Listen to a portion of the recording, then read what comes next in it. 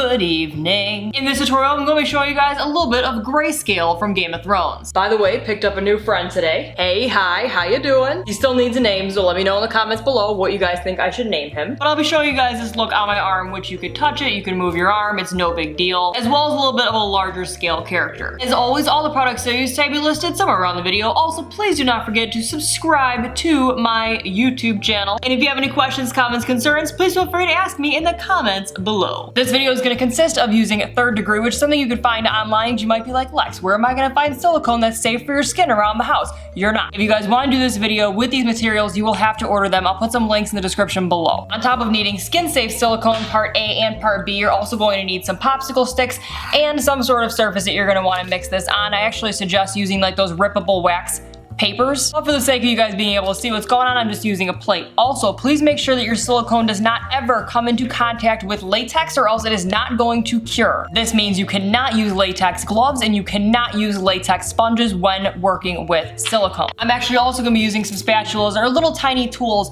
that just have a little edge on it so I can kind of make the design within the scales themselves. Hey Lex, you should also use some of these sponges to give the scales some texture. Wow, that is such a great idea. High five, my man. We're also gonna be using a stippling sponge to give some texture to these scales. When it comes to silicone, you do not want to get your sticks mixed up, because if you dip them in the other one, you are going to cure them within the jars. You're also going to want a separate stick to apply with. We're now going to be taking a little bit of A and a little bit of B. We're going to be taking equal parts. You want to make it about even, and we're going to mix them together with a separate stick. Make sure it is mixed together well. Now, as soon as you mix it together, you're going to want to start applying it to where you're going to be applying it to.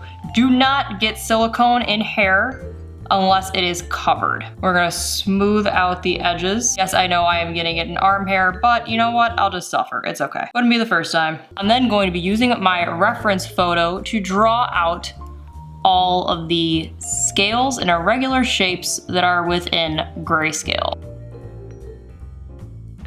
If you are a very warm person, you're gonna wanna do this fairly quickly because it will cure on you.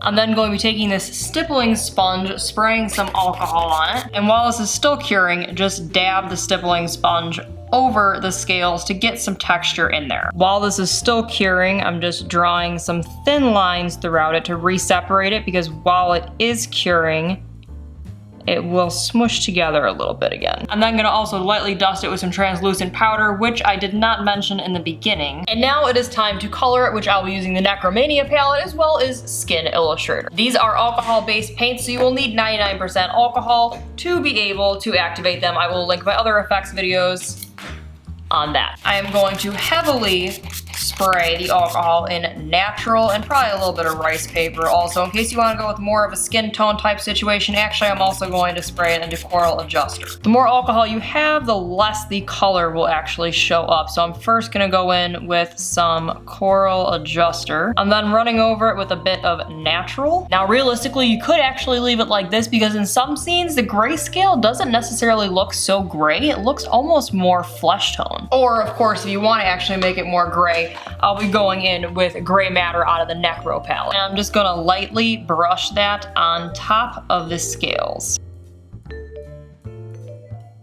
Just like any other kind of paint, you can mix them together, so I'm gonna be mixing together gray matter and a little bit of dark moss. And I'm also going to go in with that. I'm gonna spatter a little bit of that in there. I'm also spattering in Vile Bile mixed with Cedar Brown. Using a finer brush and less alcohol, I'm going to go in between the scales just to define them. Give them some depth.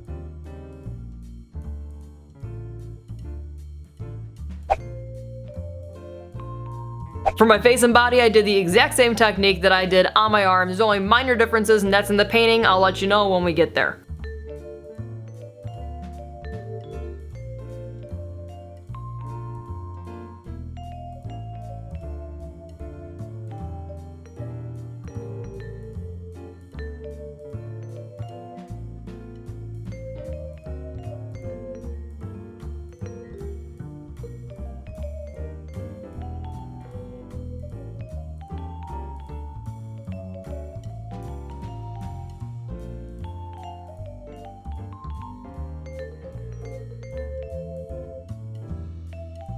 By the way, I just want to let you know, ignore how red my skin gets. It's literally just from touching it. It's not a reaction, it's just I'm a redhead and that's it. Just in case you're like, whoa. On my face, I wanted to leave it a little more of the lighter type side, referencing more of Shireen. So I just did the coral adjuster and then the light gray and filled in the center scales.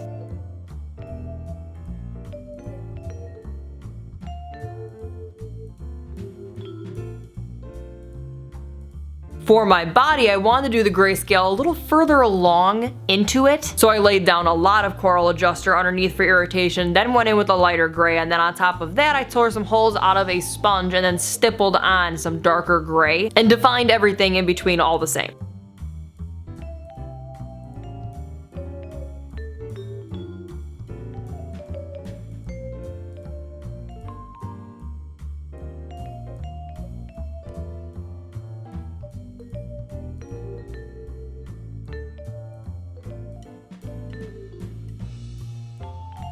And then you just gotta figure out your hair. Silicone just peels right off, by the way, so no worries about removing it.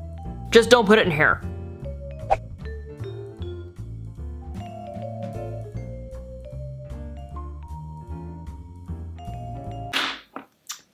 I should have put blood underneath this. Ugh. Could have made an effective scene, but nope, didn't do that.